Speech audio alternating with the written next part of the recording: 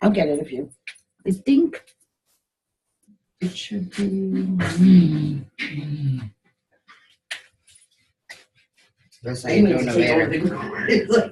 But this is a group, and I swear to God, this is what I do, and how I try to focus, like how I try to look at where I put my energy. I haven't gone into any of the, the meditation for other stuff that you did. I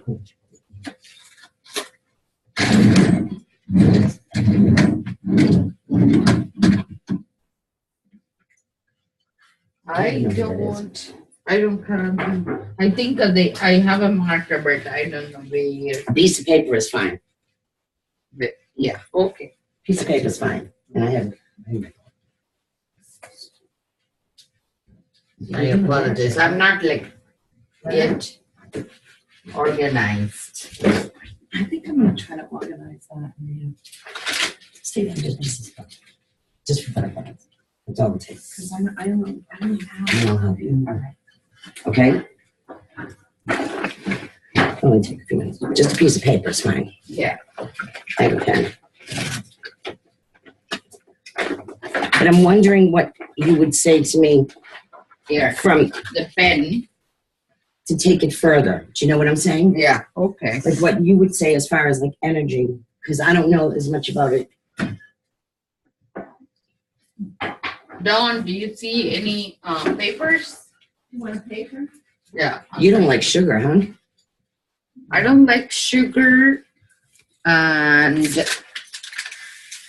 I focus on a liquid diet now because of my teacher, and so I don't eat until like 5 or. I need to lose weight. I just gained a lot. It's not for losing weight. He says don't let the food dictate your mood.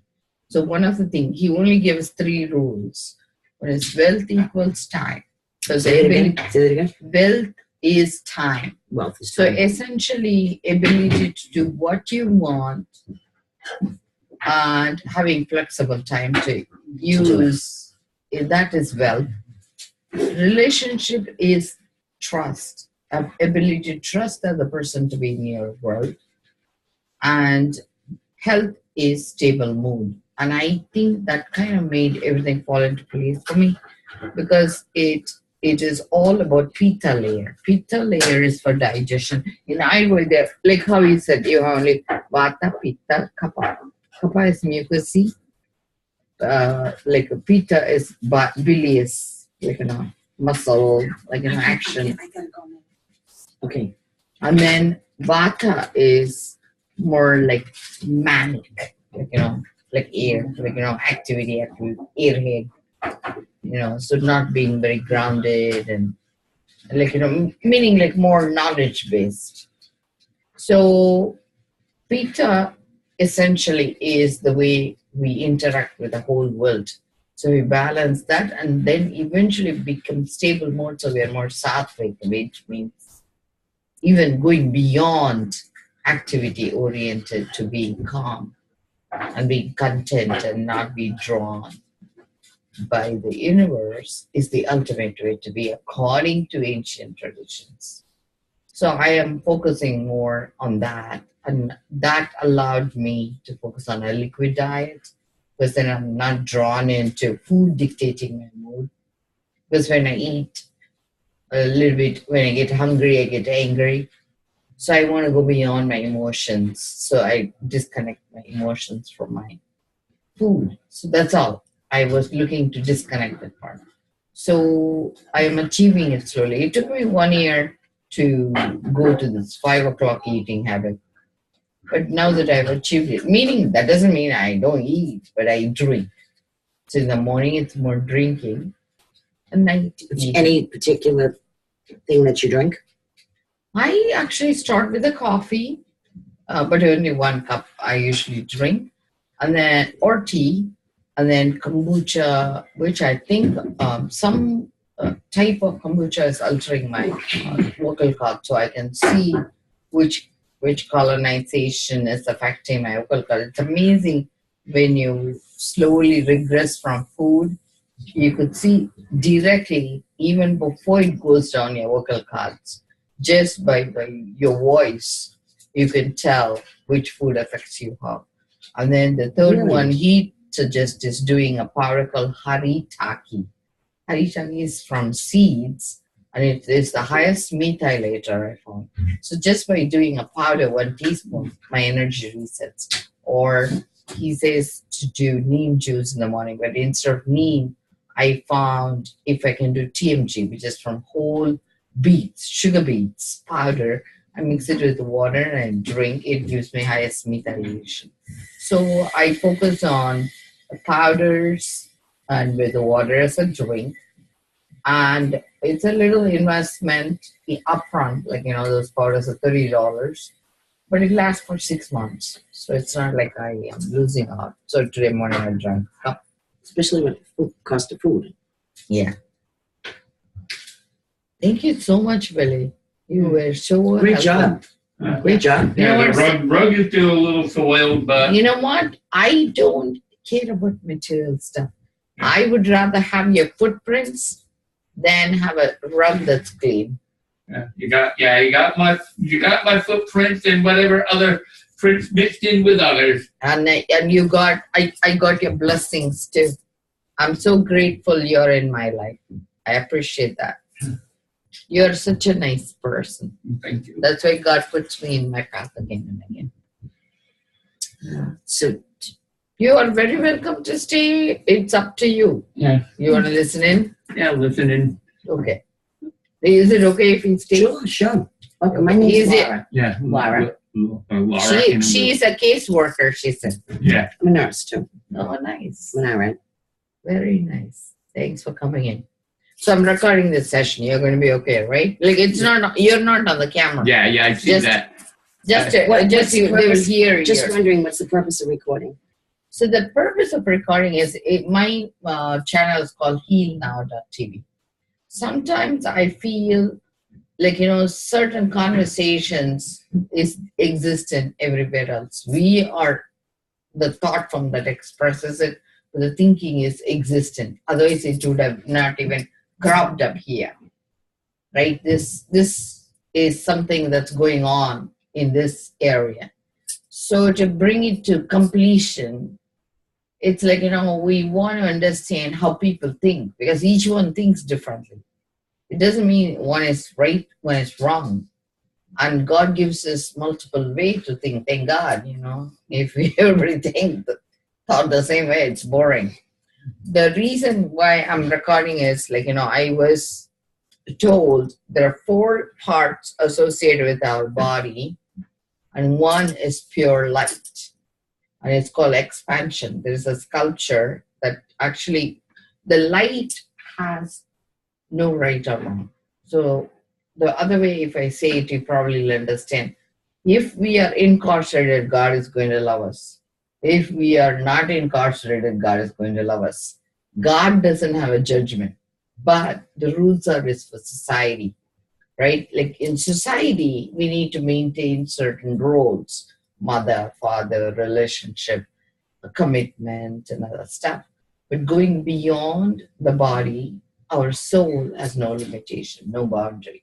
So it's only consciousness. So in the level of physical body, 4 existential reality exists, which is the mind, which is a thought form, which can be generated by even a crow. A crow can think and shift. Like, in Japan, they found a crosswalk. Now crow sits there to crack its nut. They proved it. And it drops it exactly when the lights are changing. And when the car goes over, when the light changes, people are walking, it goes and eats. And then it flies away when the light shifts off. And it's amazing. We are living among creatures which have got used to human behaviors. And we assume we are the intelligent creatures, whereas just like this in ad, the crow is the one watching and laughing at us, right? So same thing with human microbiome. I was telling you, the microbiome in our belly dictates who you want to have a relationship, because you go near somebody, they have a bad breath. What do? You don't engage with them. But if in case you go near, you're so attracted to them, you want to kiss them. What it means is you exchange bacteria with them. You exchange yeast with them. You exchange sexual secretions with them. So all this is dictated by bacteria and fungus. Hello, who are we? You know, it's like, and that's when it dawned on me, who's driving who? Where is this thought coming from? What if it's the bacteria and fungus is dictating my behavior? What if we are the transformers for them, and they are the machine inside operating us? You know, it's like amazing how oblivious we are to our own truths. The plants are watching us, they are outliving us, and here we are thinking we are beyond them. And the plant is capable of smashing our head in 1 minute. Last week we had a windstorm. It blew everything off, right? The plant crushed. We were in darkness for 3 days. So I feel we are the one who is asleep. Everybody around us is awake. So I was watching my teacher's teacher. It's so interesting when people suddenly say out of blue something. And this guy, I hope, teacher, please you forgive me for saying this. He had this cute little, maybe I should bring him on, right? I'm gonna bring him on so you could see what I'm seeing.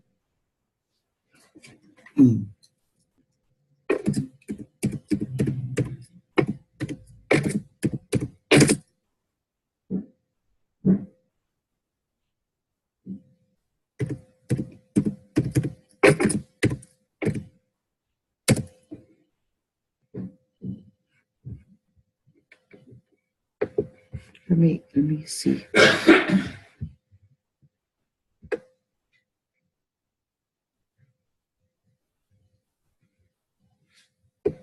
Let me see. Life Bliss Foundation. His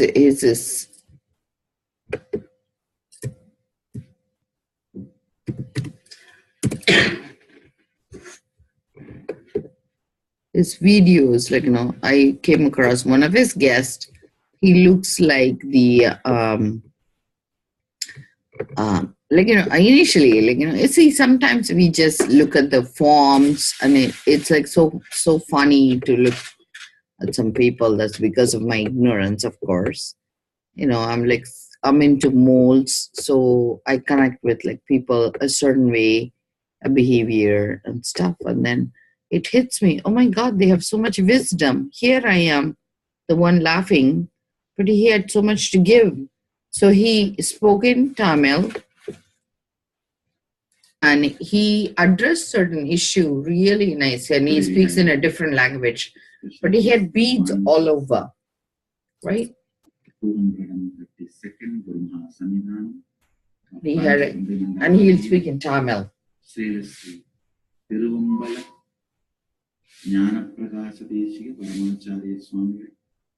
We welcome you humbly on the stage for the satsang. So here the beads are on, and I'll explain why.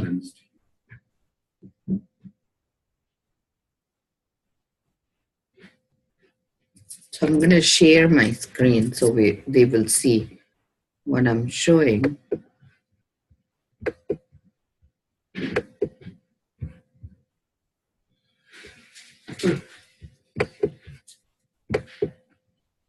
Okay.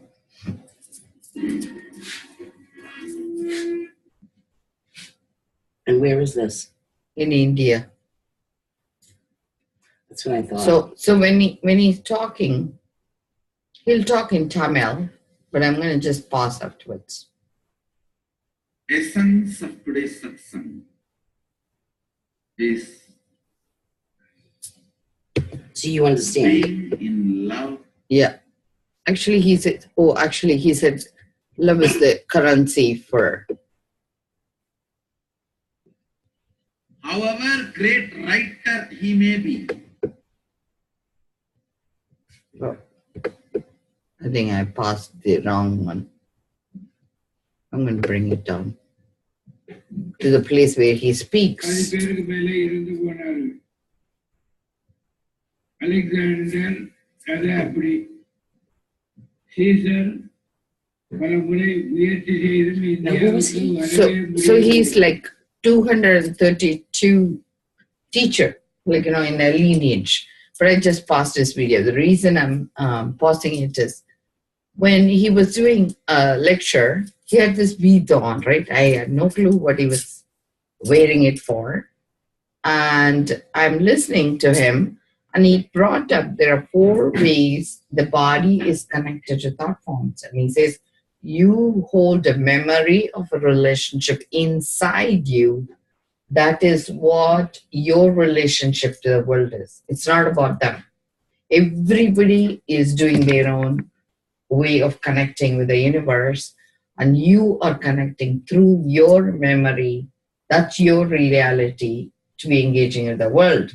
And he says only 4 ways we interconnect with the universe. First is we create a thought form. Whether it's inside or outside, we are being influenced, we don't know.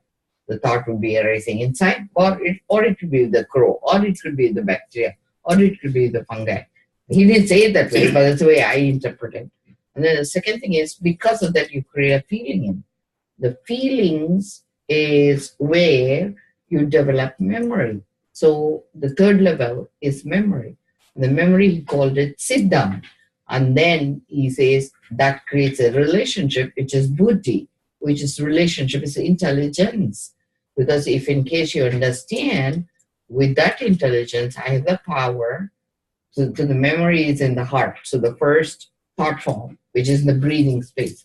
You inhale, and you cannot breathe easy in somebody's presence. There's a problem in existence. So I'm going to go back to my teacher. He calls it there are 3 knots you develop in the breathing. Because of hatred, because of greed, because of lust. Okay, basically only 3 emotions: fear, greed, lust.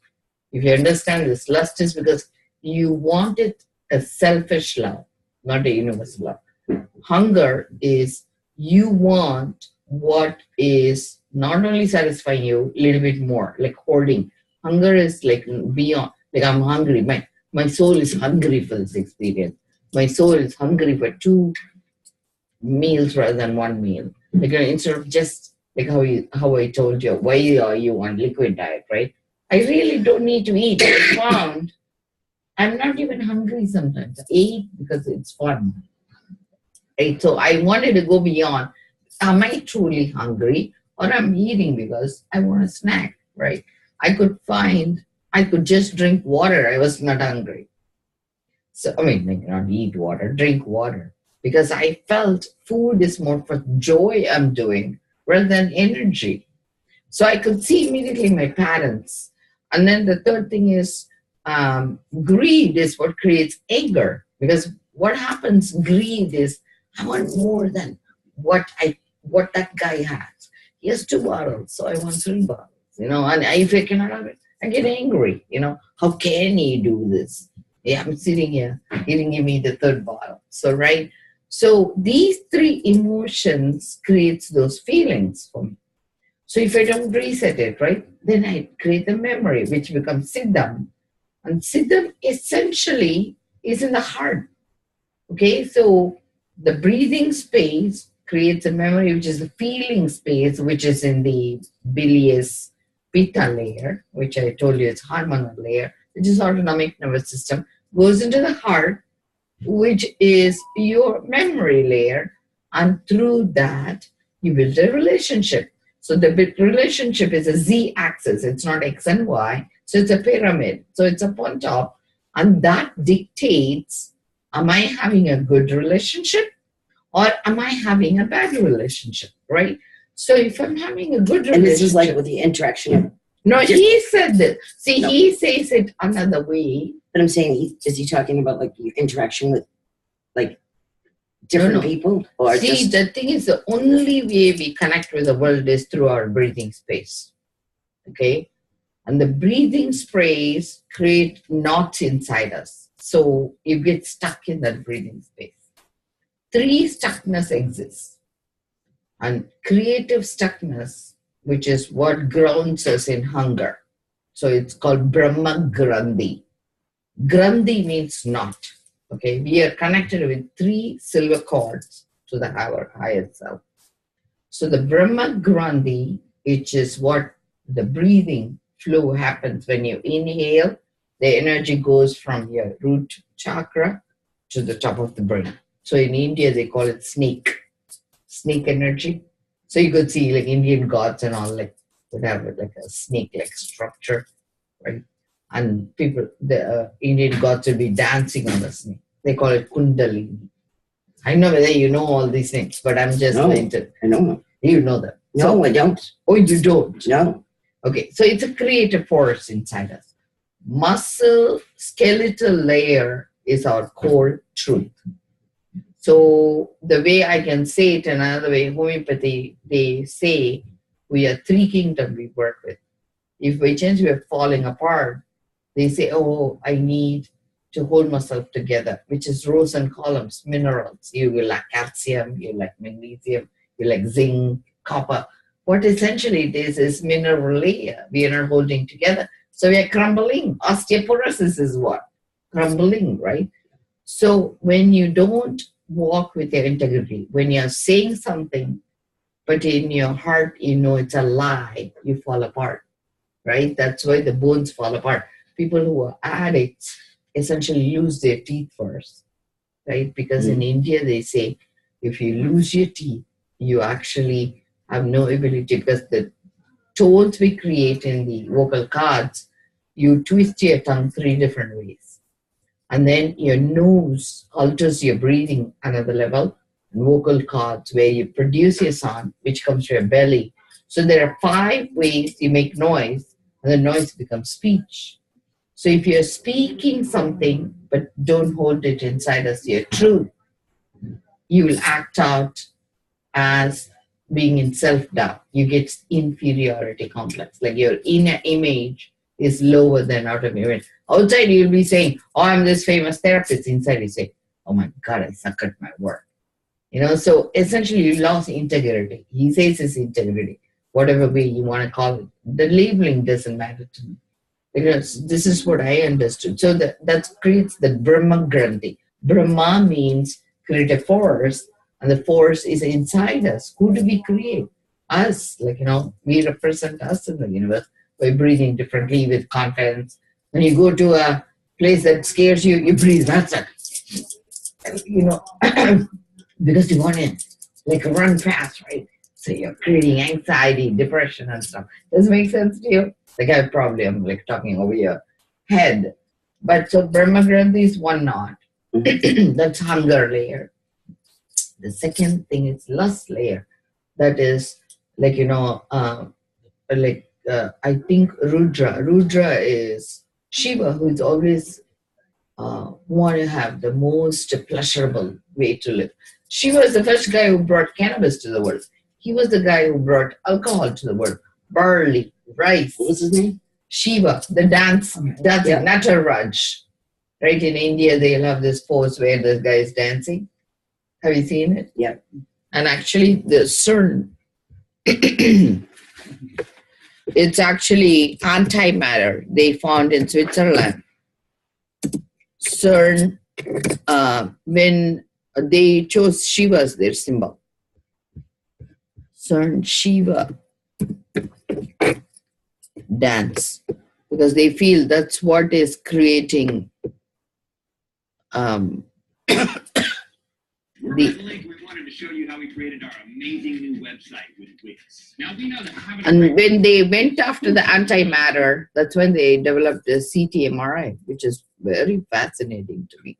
So the Brahman, which is a creative force, through the dance with Shiva, creates this atomic, subatomic layer inside. They believe the hydrogen is what is creating those dances outside. But I think what we see in the universe exists inside. So that's Shiva. Lord Shiva, more commonly known today as the god of destruction. He is one of the 3 major They deities said of the destruction, Hindu but it's a pantheon. responsibility. No. Compared to other gods of his time, he was by far the most laid back. I mean, he didn't care who worshipped. He smoked pot. He would have smoked almost anything you gave him. He was a teacher of the arts, dancer, vocalist, yoga instructor, Hey, and he created the universe. Damn. Here, come, Over 10,000 Billy, after you hear, you can leave this. See here. He smoked new mythology. Now, compared to other gods of his time, he was by far the most laid back. I mean, he didn't care who worshipped him. He smoked pot. He would have smoked almost anything you gave him. He was a teacher of the arts, dancer, vocalist, yoga instructor, and he created the universe. Damn. Sir chose him as their Yeah, I'm sure he symbol. did quite a lot. And he's a lot of It did pot. sound like I was talking about a real person for a second, right? No, And he I want maintained to get serious. 9 folks. type of relationship. Even though I have been serious from He the had beginning, relationships with especially men, women, about then the cats. universe, what a lot of people don't know is that there are ancient technologies, formulas, equations, many of which are And that's what from we new did, mythology Rudra Yoga, you and and me. much Remember we did yoga, the Yeah. mathematical? He was the first guy who taught it. It has everything to do with representation of Shiva at CERN. The Nataraja, the form of Shiva and dance pose, the dance of creation, the dance of destruction. But it's actually about, it's not dance of destruction. What he says is choice is not freedom. Responsibility is freedom. So if you're not taking responsibility, he will destroy the attitude. So he's destroyer of a certain belief system. So we go back to that guy with the beads, and what I found was Shiva had like a lot of skulls, and that's because he tracks us through. He had multiple births. I mean, like we have multiple births. Sorry, I'm misrepresenting.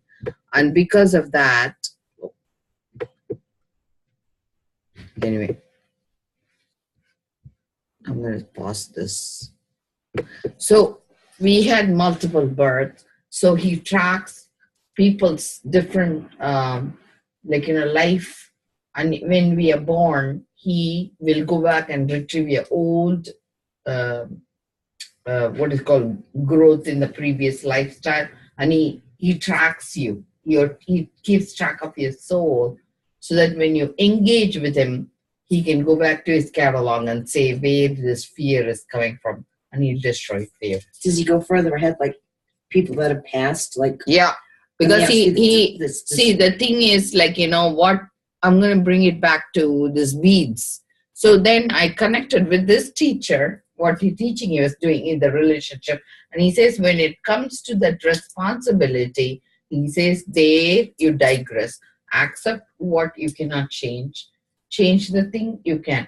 But the change is in spite of fear. You work through and develop the courage to do the right thing. He says bravery is not separate.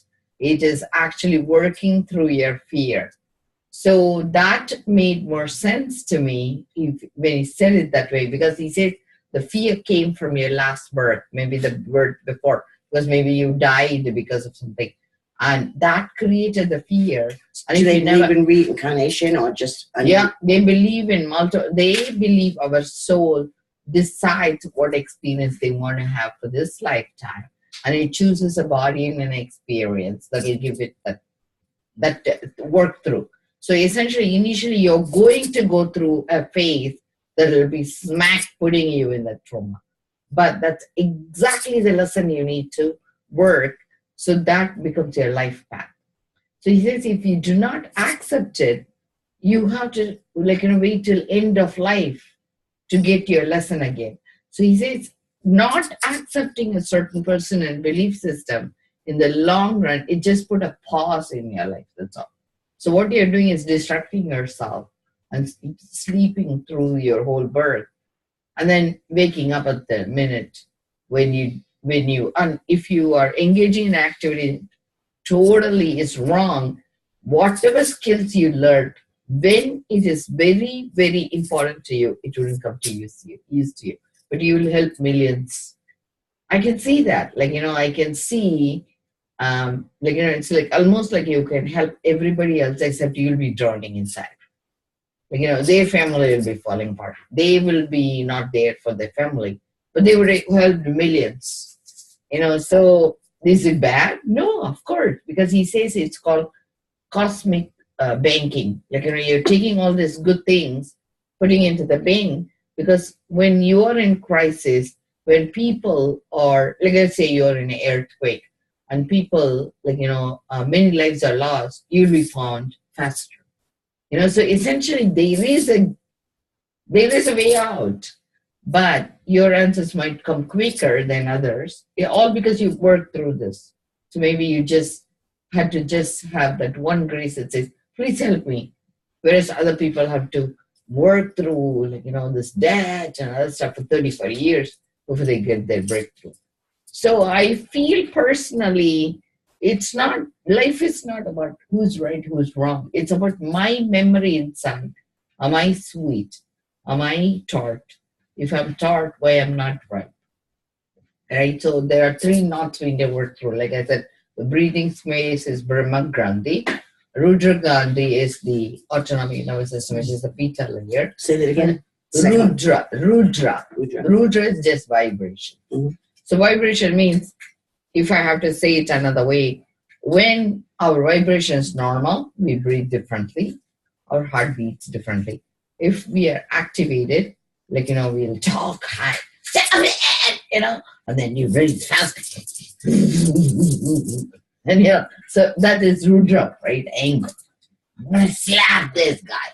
I can't tolerate him, right? So me and Billy worked on Rudra. Remember the math? So the way you do it is like, you chant a certain way, the words, you do the first word, second word, first word, second word, third word, 3, 2, 1, 1, 2, 3. Remember the meditation we did it, because it resets your DNA, and by allowing us to speak differently, we breathe differently. When we breathe differently, we break that pattern of anger, because you cannot sustain the same emotion when you breathe differently.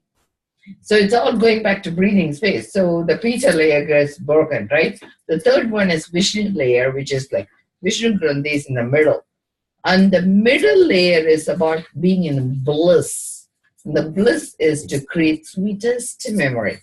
How do you create sweetest memory? You have to accept without boundary, even the bad things. I'm going to take off. Yes. Yeah. Hey, I am so grateful you came. Thanks for your blessing. Just before I go, I just say, like, the 3 things you mentioned, they were like 3 of the 7 deadly sins. Oh, really? Yeah, you have anger, greed, gluttony, gluttony can fall into greed too. Yeah. Maybe it can be gluttony is, just trying to remember what they all are, but I'm going to try to write them down. Okay, you can share your views if you want. Yeah. If you have time. Next time, maybe you can. I'm just going to write down. You want to be on the camera and say it? Or you don't want to be on the camera? Well, I might be on it just. Now, what does taping it do? What's the purpose? Because I show it to my patients. But sometimes, like, they go through their stuff and they take it internally. They believe they are never going to improve. And I say everybody works through this process. It doesn't matter. When you are in human form, we have to be in this world to breathe in each other's space and be comfortable. It's not about others. It's about me. And if we change, you are not comfortable with another person. It's about you, not about them. You don't need to please nobody. Nobody needs to know that you are working on your recovery. You need to do it a certain way. Do it for you. Not like everybody will say, I want to be good for my mom. I want to be good for your dad. No need. Just be happy. See, the minute you're happy, people around you are so pleased. The only person you can change is you. Nobody else. Right? But people don't understand. So this one is, right?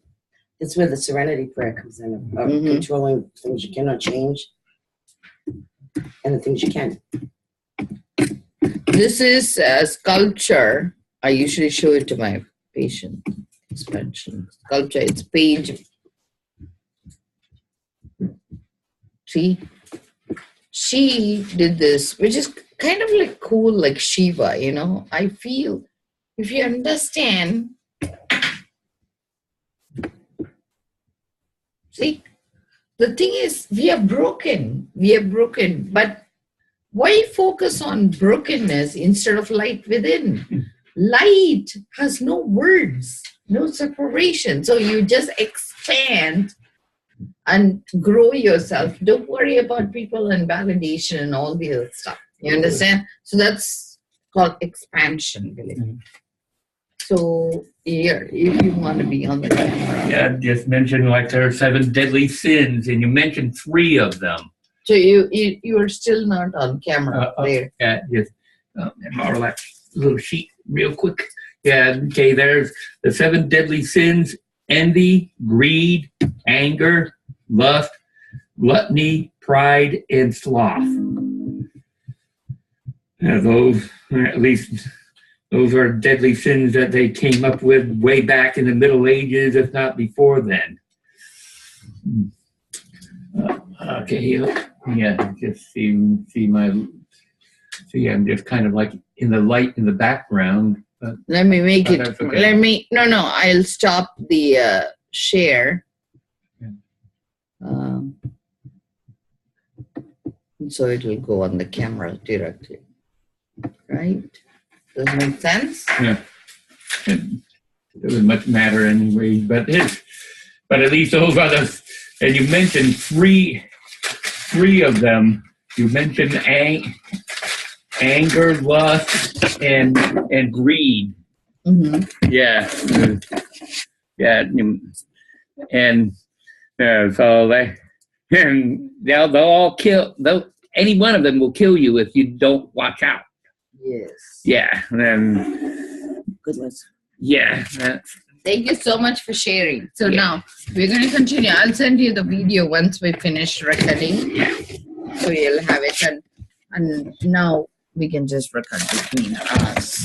Thank you so much, Billy, for joining. And my teacher will be on the video.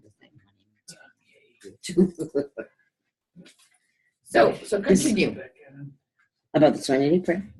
No, you said you were talking. So I finished with why you were talking, why the teaching was important. Like the other teacher, he said physical body is associated with 4, and then the light is the 5th soul level. And when I was seeing the beads right up on top, good night. Good night.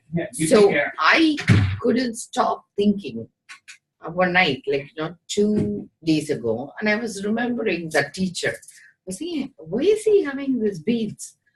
And then he came in energy, and it almost felt like my thought form. He could slice and he could extract, so I couldn't think anymore. And I went into the space that stopped thinking. And that's when I got it. The beads they put around, which is called brain points, which is controlled by gallbladder energy. When they put it there, automatically prevents the thoughts from us, which is coming from belly level and stuff, interfering with our cosmic consciousness thinking. So I could see the cutoff was where that brain point was. So when the beads, because those are sacred beads that holds holy vibration, which is Rudra energy. They call it Rudra Aksha. That is the tears the trees shed as a seed to hold those vibrations.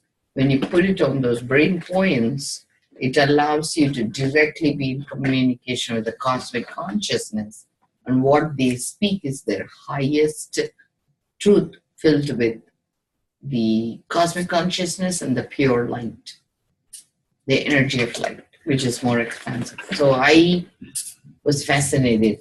And so that's when I realized, what I'm seeing as a physical form, which makes us make fun of people and stuff, is beyond something that I needed to comprehend, because I was so ignorant. I couldn't understand what it meant initially. So it kind of feels different.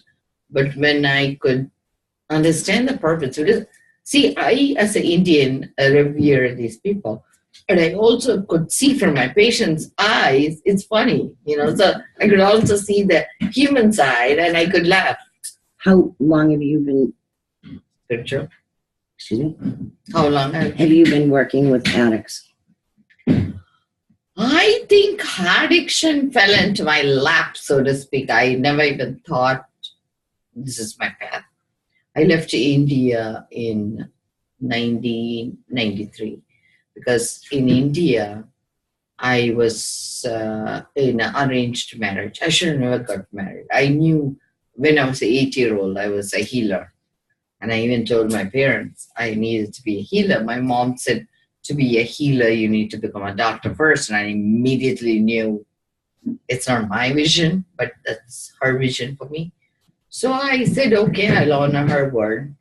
And I also knew immediately as a healer, I'll have a very tough relationship challenges because my purpose is to work with God.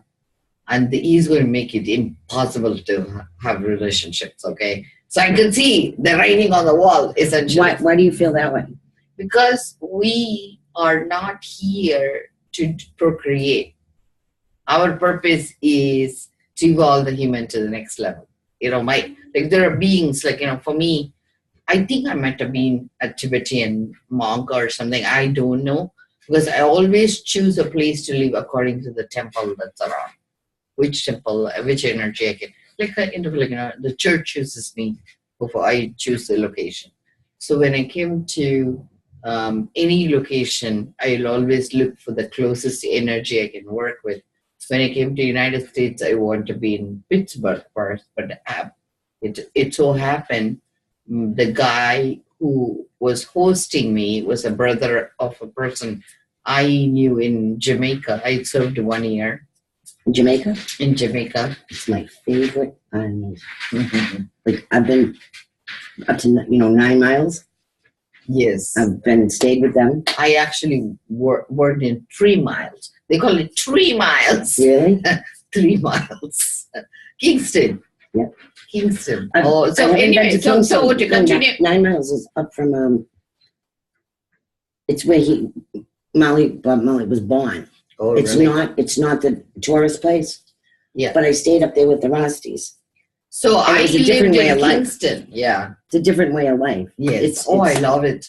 But anyway, so to continue the story, so 8 years old, I knew I need to be a healer. And to become a healer, I needed to give up family life. I knew that.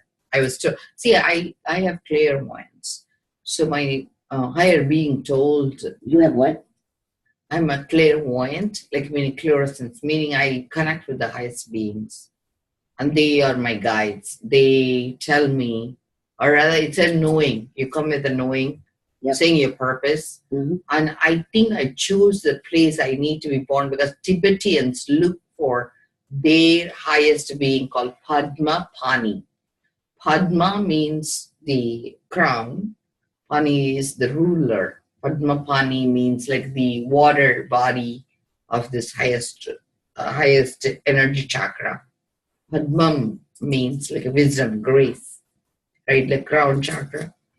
And Pani is the king, or Pani could also mean water. The water body that holds, because everything is water body. So in Kumbakonam, there are 2 spaces called Chakrabani, Charangabani, which means the conch body and the energy, the chakra body.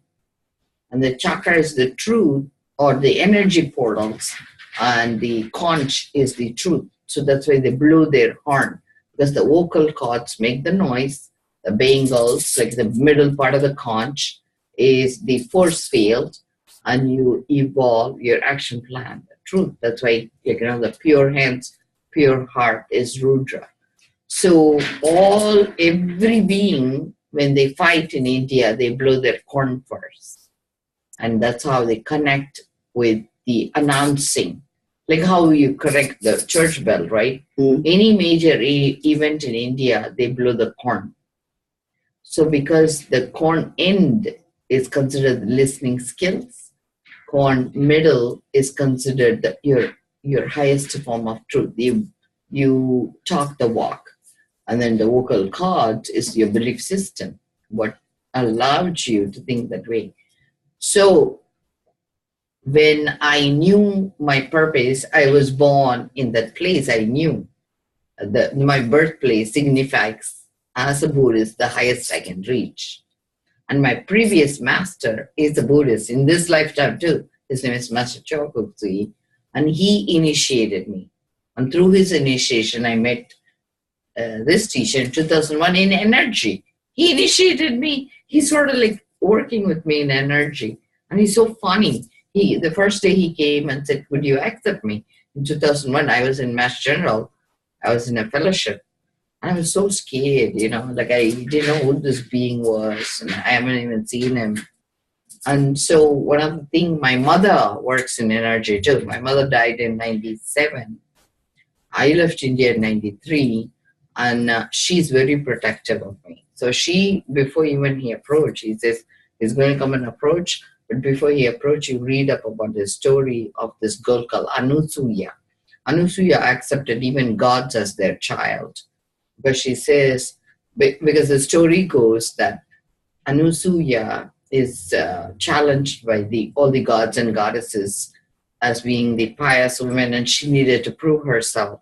So the god decides to test her. She didn't know she's being tested.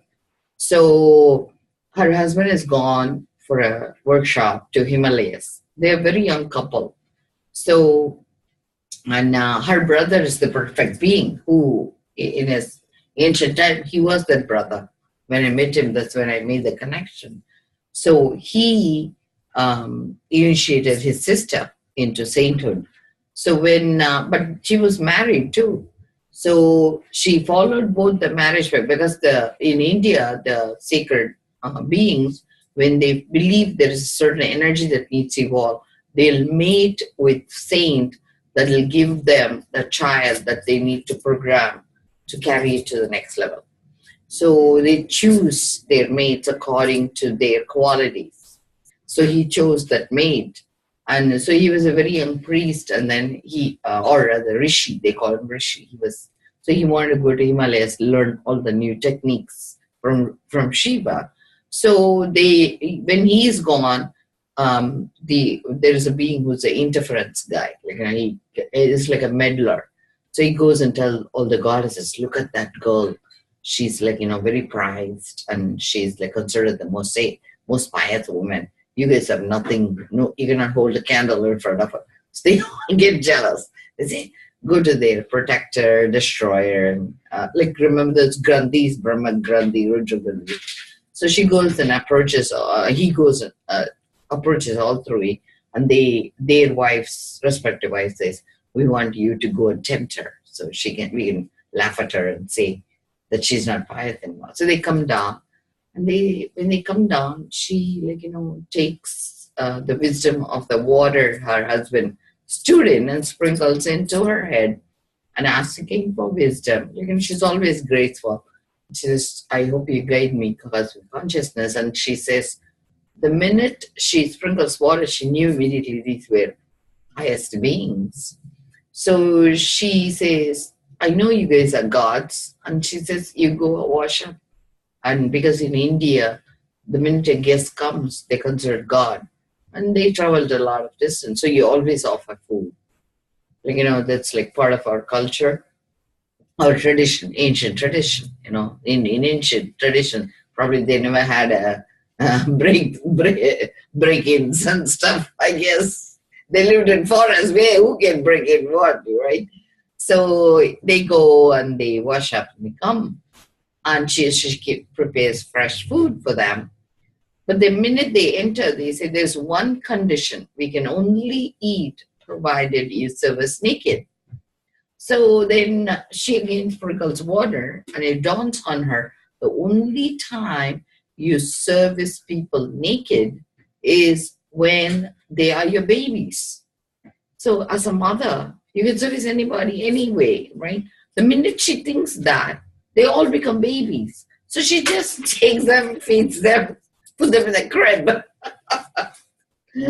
That's so brilliant. So now this guy, meddler, goes to heaven and he says, look at her. She has them enthralled, and now there are 3 babies crawling in her crib. So they get mad. So they come down. They knock on her door. And then when they come in, they were appalled to know that they were their husband. But actually, it's another way to look at it too. Some men goes like, like baby like in front of certain women, they lose their manliness, so to speak. I mean, there are multiple ways you can look at the same situation, I could see. So they were ashamed now. And so they say, please, bring them back their manhood. We cannot really take them back in this way. So, because they are acting in a weird way, they are not used to. So she says, yeah, pick up your babies, you pick up your men, I'll change them. So everybody grabs their husbands, and then when she changes them, they were holding the wrong man. They couldn't even recognize their own men when they were babies. All babies look the same, cute, right? Blue-eyed and cooing and stuff. It's so funny. I mean, I was laughing when I could visualize the whole thing. And then afterwards, so they become very humble. And then they go back to him, and then her husband comes a stopping mad, and he says, I heard the rumor that you had 3 children. She says, oh my Lord, I used your water you had left. Sprinkle got the wisdom. I'm saying, that's a perfect comeback for a wife, right? I got wisdom from you, my Lord. I think that's a perfect therapy session for me.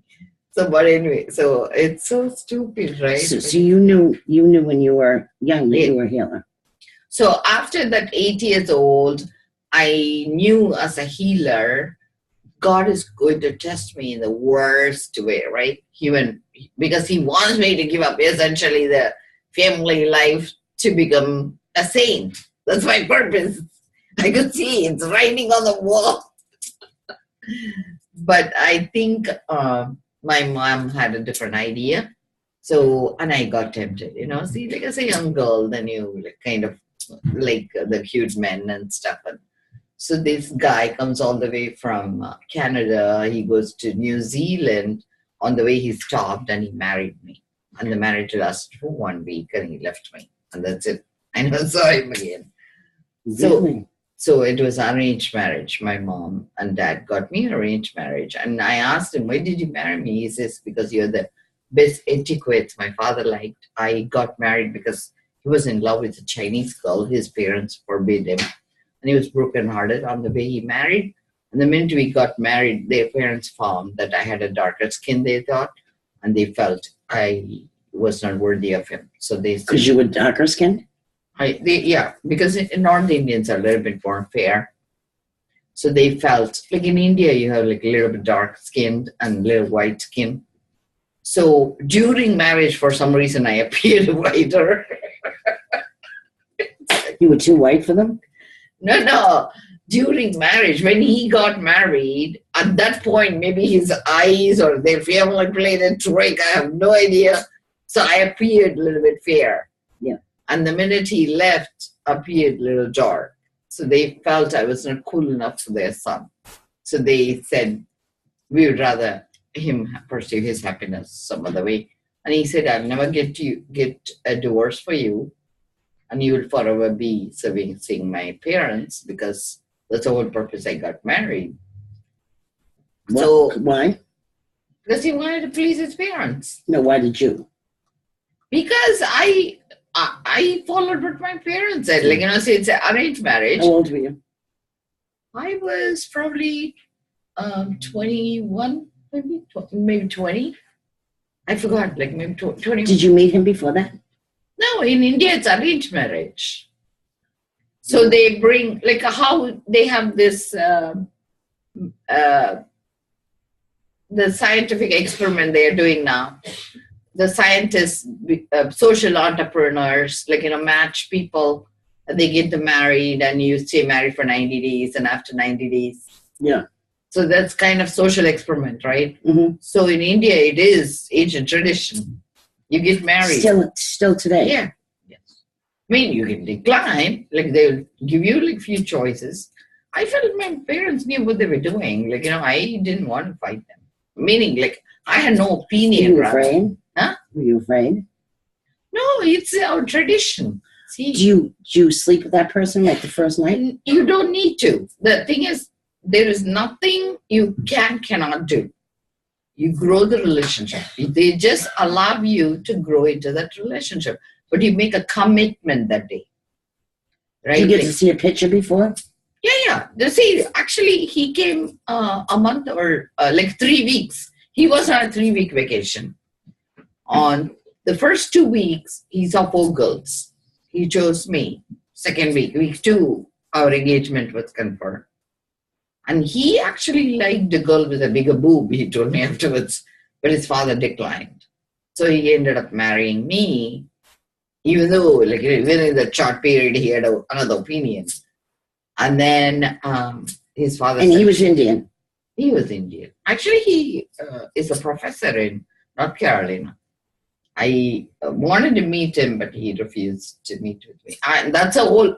So the point is, I decided to become my own detective, and I followed him. So I actually wrote to my parents want me to get divorced, and I said, no, you guys gave me arranged marriage, so I'm going to ask for reconciliation of my marriage.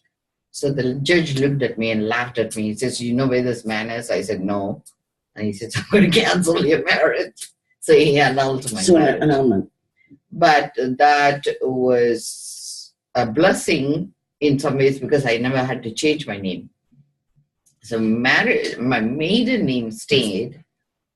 So essentially nothing converted except So energy. Brown is your married name? No, Brown is my current husband. Oh, you're married now? Yes. The reason I left India, I never needed to leave India. I was brought up in India. So I left India to find this man. You were asking me why I got into addiction. So when I came here, I tried to pursue, I became my own detective, eventually found he was married already and he had 1 baby, and he said he had nothing to do with me. That was the first husband. First husband. And then I met my second one in the Hindu temple here in Lakshmi Temple. And I found when I went there, the food was for $1. That was my worship. I go wherever they offer free food. And I found if I volunteer, it's even free. So $1 or free. So I decided to volunteer. And my husband came there to meditate. And I was thinking, who is this crazy guy who's meditating there? And he asked me out on a date. And How long ago? 1997, the year my mom died, actually. I met him in 96. But I never wanted to marry an American. So he asked me out on a date, and I So he's American? Yes, he's Scottish Irish. And he's not Indian. No, he's American. What was he doing in the temple? That's what I'm saying. He's a crazy guy. But he's very spiritual. So I was asking him. He's Scottish, what? Irish. He calls himself blue-blooded New Englander. So I'm like saying, I don't like this guy. He is like very self-assured. And, yeah. So he was very sarcastic and stuff. And I thought that was funny. How old is he? He's 3 years older than me. He's very handsome, very nice guy. But, I was not even looking, I was like, I just met you. I think you're crazy, but here's my number. Call me, maybe. Have you heard that song? Yeah. That's the way we started over. Actually, he was just a friend. I didn't mind him being my friend. I was trying to matchmake him with my friends. But he was very particular dating me. But I was not at all interested in him. And then my tables turned on me, so to speak, because I was a paramedic then. And I was chosen to go into medical, like in residency. And I was already in residency. But for some weird reason, like, how God would have it, all my paperwork to get the H-1B visa was sent to India. So I was applying simultaneous because my F1 visa expired. And I was on a process of doing both the religious visa or H-1 visa because I was already hired by the temple. And for some reason, the religious paperwork got delayed. So because I was already working as staff in the kitchen, and I got an 8-day lapse in my visa process. So even though I was employed, it allowed me to rectify only by leaving country, doing the customs, coming back. But my paycheck, everything couldn't be paid. So I started work in January. I had back pay. And in April, I find out I have to leave, come back. And I was in $8,000 in debt. So Keith, my current husband, or rather my only husband I can think of, because I don't think I'll ever settle down again. I shouldn't say this because I feel marriage is not my intention. I mean, it forced itself on me. Even him, I wouldn't have married. I would have been single. But, God forced me. So you don't have children? I have 3 boys. You do? With him? Yes. We have a good relationship. We actually are married for 20 years. I'm telling you what happened then. By the time, I knew him 2 years, 96, 97. Yeah. So 98 is when this whole fiasco happened, because 97 my mom died. So I felt like I didn't want to go back to India. I felt I lost my purpose of going back. My dad said, okay, he'll join me. So he flew here. So we were both living together, but my situation was worse because of this visa issue. So I had a choice of asking. I told Keith, I said, Keith, hey, can you take care of my dad when because I knew him as a friend and I really liked him because he's very honorable. He's like a knight, he would keep his word. He'll always hang out. Anything I wanted, he'll take me for a ride. We were very good friends, but not really. I was romantically involved with him, and he, even though he wanted to, he respected, my views, and so he pursued me while I held up. But he was not looking for commitment either. I mean, he was just looking to date to see that I can go any further, and I was holding off. So when you needed the visa. So I asked him, hey, would you marry me? So he, instead of saying yes or no, he said, it's an honor you asked. So I didn't understand English. So I told my dad he wanted to marry me. My dad called the priest and said, look for a date. So the priest greets him and says, congratulations, I heard you're marrying one of our staff. He flipped out and he says, if she's marrying, I'm not the groom. So the priest fell at his feet, begged him. It was so hilarious when you think about it. I didn't even know this drama was happening, okay? This is all behind the scene. It was a priest. Actually told me recently, I think a month ago, he says, did you know how much I worked for you? He says, I tried to get you guys married, gave hints and stuff. Finally, I forced it, and I put the seed in his brain. So I said, I didn't even know you were working on the sideline, It was hilarious. But anyway, so we got married. And oh, by the way, so he says no. I said, that's okay. I'll do plan B. You do what? Plan B. We just go back to India. I'm fine with that. So Keith was confused. He was saying, why did you ask me to marry me and then you're going back to India? I said, you said, no, I don't need to marry. I said, if you want to marry, the only guy, I know he's upfront, he's really no nonsense guy. So I felt I could trust him rather than anybody else. I was burnt once and I didn't want to really pursue any other relationship. So I was willing to go back. I said, just take care of my dad while I'm gone, just in case there's a problem with visa. Eventually, I'll come back. It's not, but it's going to be a gap, So I needed somebody, so my dad, can get some help and stuff. And I thought I'd send money from India. So then Keith got confused and he says, okay, I'll marry you. So we had only 7 guests.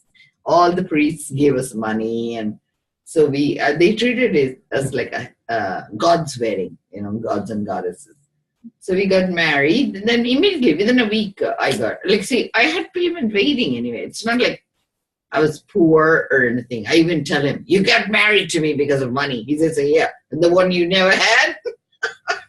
We fight about it.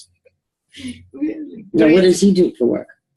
He actually is a businessman. His father, he is born into a very well-off family, like a upper middle class family. So his father ran a company with 40 clients distributing abrasive materials to furniture cutlery industry. So the wheel.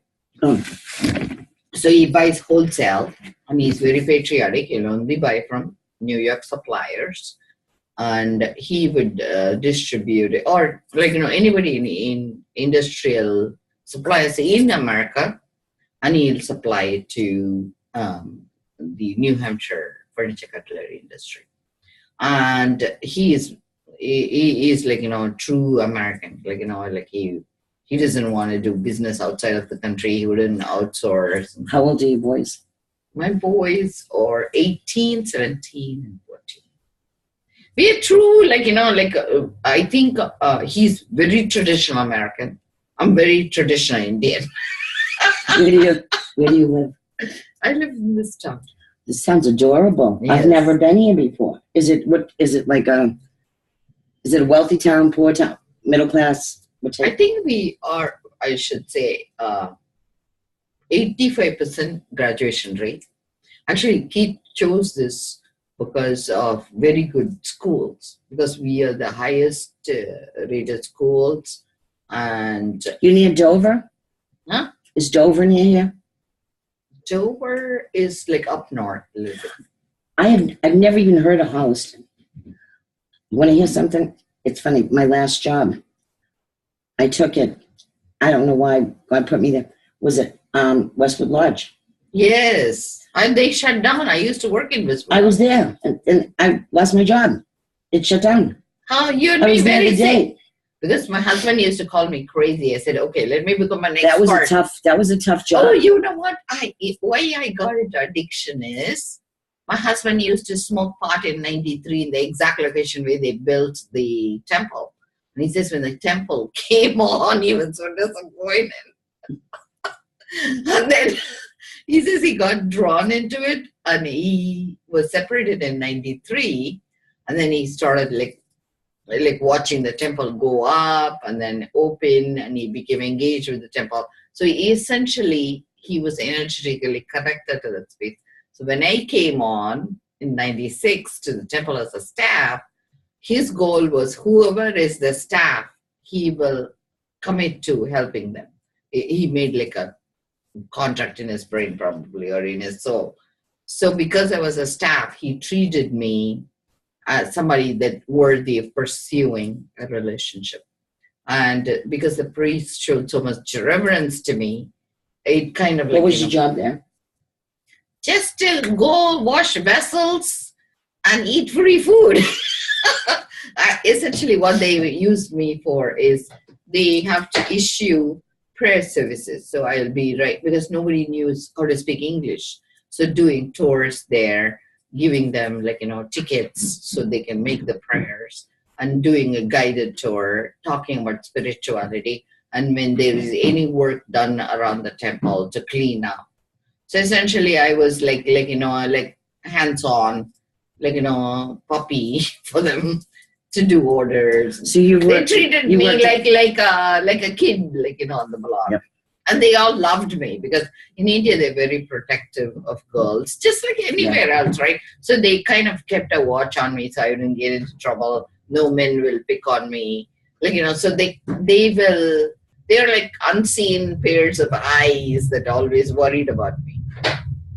So you worked at Westwood Lodge? Yes. So coming back to this, when we got married, that's when I realized he was in recovery. My husband grew up in an alcoholic family, and alcohol was his drug of choice from age 11. And his father used to drink, and then he got his drugs. He was in cocaine, heroin. He beat it. 93. He previously was married in 91. His wife left him. 93 is when his divorce went through, and he hit the rock bottom. And that's when he was smoking pot. That's when the story begins for him. And interestingly, 93 is when I left India to come to the United States. And that time my mom was alive, and she says, you know, the man you're going to marry is not going to be born again. He's already out there. And she says, you're going to find him. Why are you leaving all the way to India? I mean, all the way to America. She says, why don't you stay back here? And I said, you know, you guys got me married once. And I said, this time it's my turn to find the right guy. So I said, first, let me find my ex. And in case it doesn't work out. So at 93, I left. I found him in 94 or 95. When I learned he was not available, he was already married, I felt, and he didn't want to even see me. So 96, I decided to pursue my life. That's how my story begins. And until marriage, I never knew what addiction was until I got married to Keith.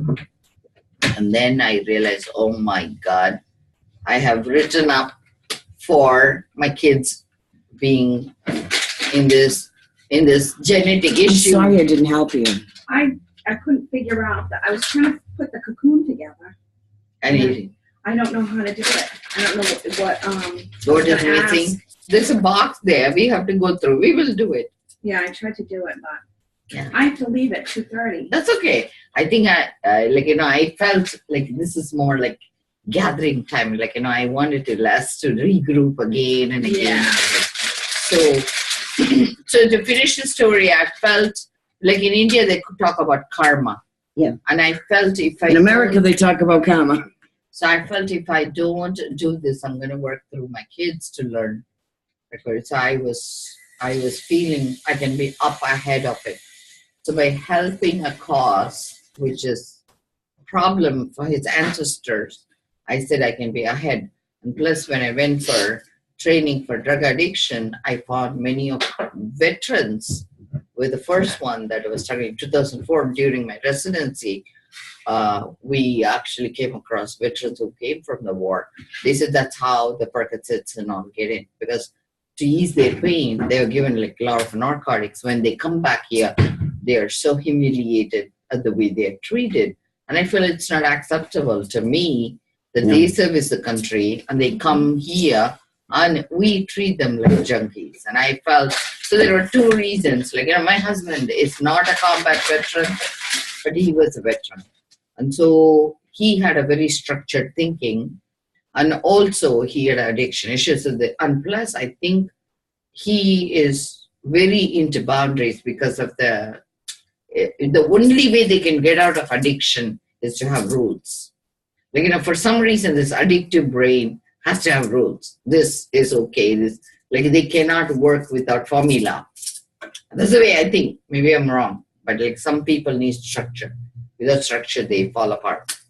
So I felt doing all this, I signed up for it. I decided, okay, if I'm going to pursue a path in medicine, it makes more sense to follow a path that would ease the pain of the country, which is addicts. And a little bit of selfishness, because if it is affecting my husband, it is something I need to focus on. How did you become pro marijuana? Saw the purpose in it? So the way it evolved was my patients said when it became legal, they said, Doc, if you do not learn about it, you cannot tell me that I can be legally, one of the things I focus on in addiction is do whatever is legal and then let's work on your act. So I said, whatever is prescription, you're allowed to do. And the only thing I couldn't prescribe was cannabis when it became 2013 legal. And my patient says, if you're going to tell us a rule, you need to be the first one to legalize it. And don't come and tell us a rule to be legal when you don't know about it. So I said, okay, I am going to do whatever it takes for you guys to be legal. Because I felt if it is legal, I'm going to be the first one to promote. So I went and I decided to study. And I said, let's first work on your act of being legal. And once you are legal, I want you to know what is to be raised another way so you will learn manners. So we teach DBT skills, CBT skills the year 2, But first year is about whatever we find in their urine, they need to have a script for it. Doesn't matter what it is. I said cocaine can never be a prescription. To be part of what? To be allowed to do what? No, urine. When I test there. But why do they come to you? Because I'm a certified addiction specialist, CAS. But I know that, but why? Suboxone. So you were doing Suboxone. That answers me. I was wondering why you were doing urines for them, and if they came out positive, what couldn't they do? What was the consequence? You were doing the Suboxone. Okay. Suboxone is more to keep them, because the problem is they need to give up street drugs. And that's the reason. That's the reason they are not able to hold their family together. My whole goal was to stabilize family. So the reason the kids are in foster home, they're losing their home, wife, everybody kicks them out, is because they're using. And they're using because they're in emotional pain. And they don't have people to hang out with, because the only person who listens to them is, hey, buddy, I know here, this beer is on me, here, free, and here, have a bag so you'll feel better. So essentially, they're hanging out with people who listens to them, but also lead them on a path that's wrong. It's funny. Talk about that. I ran a group at the homeless shelter in Stoneham, Spot Point Inn. I used to be the drug counselor there, and I let them name the group. You can name the group. You know what they named it? What do you do when someone comes to the house at 2 a.m.? It's just a way of life. It's the people they associate with. It's the people, like you said, the language. You just hear, hey, you want a buddy, you want a bit. It's a total change of a behavior, who you hang with. We were talking about that, just who you spend your time with. It's not just getting substance free. That's the beginning. Like with my daughter, she was heroin.